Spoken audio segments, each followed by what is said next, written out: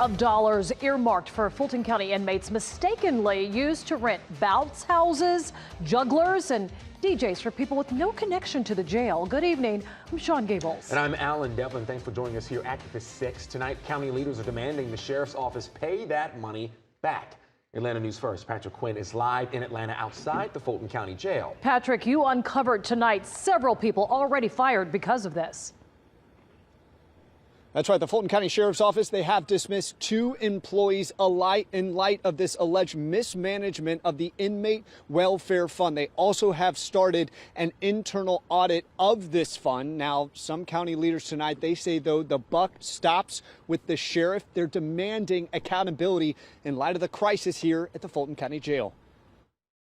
I am asking for the sheriff to put that money back. Millions of dollars earmarked for the welfare of inmates at the Fulton County Jail, instead going to far less critical needs. Luncheons, photo booths, jugglers. I got a line-by-line breakdown of expenses from the Sheriff's Inmate Welfare Fund over the last 2 years. Among the expenses, more than $1 million for Sheriff's Office vehicles, $39,000 to Honey Baked Ham gift cards, hundreds of dollars for a florist, a juggler, bounce house, and $5,000 for a Thanksgiving giveaway. A Thanksgiving drive is not for the inmates' welfare. Flowers. Quite honestly, it looks like the sheriff's been using this as a personal slush fund. The Sheriff's Office tells me they terminated 2 employees in part of the mismanagement of the Inmate Welfare Fund. The Sheriff's Office said these expenses should have been pulled from other funding sources, like the operations budget.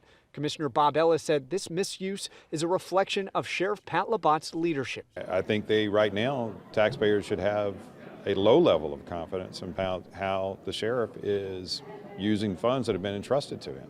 These critical claims comes as the jail faces an ongoing crisis, highlighted by major overcrowding and understaffing problems. 10 people have died in the county's custody since the beginning of the year. I don't give a whose fault it is. How do we go forward from here? Commissioner Marvin Arrington questioned the expenses, but defended the sheriff, saying as a constitutional officer, he should be able to manage his own department. Commissioner Ellis fired back. Transparency needs to be provided. I don't care if you're a constitutional officer, the president, the pope, or whoever you are.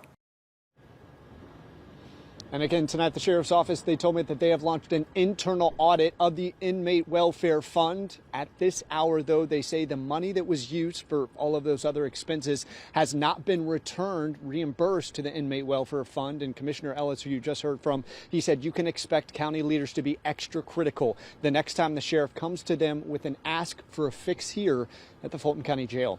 From the jail, Patrick Quinn, Atlanta News First.